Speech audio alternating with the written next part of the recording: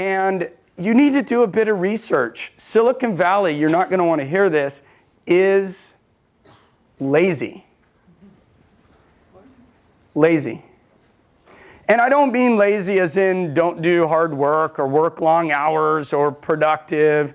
I certainly wouldn't accuse Silicon Valley of not being smart and innovative. It is a model for us all to learn from, myself included. But for whatever reason, this town has come up with the idea that doing research about a market is a bad thing, although as though somehow I just have to launch products and learn.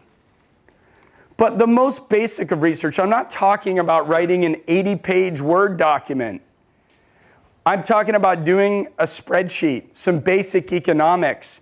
Like if you're going to launch something, asking yourself the question, what do I imagine someday? Do I imagine someone's going to pay me for this product, or am I going to monetize for third party? If they're going to pay me for it, what else are they paying for? Basic microeconomics, what am I replacing? If it's going to be third-party revenues, is that going to be ad-supported? Is that going to be selling data? If it's ad-supported, what are industry CPMs these days for a vertical offering, for a horizontal offering, for an email newsletter? If I'm in the email newsletter business, who else is in there? What are the click-through rates? What have the people who have come before me done? What worked? What didn't work? When people come to see me and they don't know the history of the industry that they're choosing, I pass always. Because if you're not going to do that research, it tells me that you're probably not the kind of person, in my opinion, who's going to do big things. And yes, people win the lottery. And everyone likes to use that as an example of why I can just launch Twitter and see what happens. But the exception does not prove the rule. I'm just talking about the most basic research. You do yourself all a favor. And get a prototype built. You know, when I started Build Online, it took about $2 million to get the company off the ground. Why? I had to buy Sun servers. I had to buy Solaris. I had to get an Oracle license. I had to have expensive web hosting. Bandwidth was really expensive.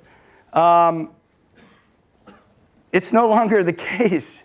It costs $15,000, $20,000, maybe even $5,000 to $10,000 to get initial prototypes built.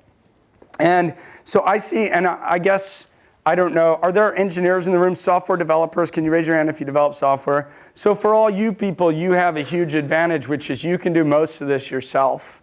For anyone who can't do it themselves, I still encourage you, even if it's throwaway software, to get that first veneer built. Why?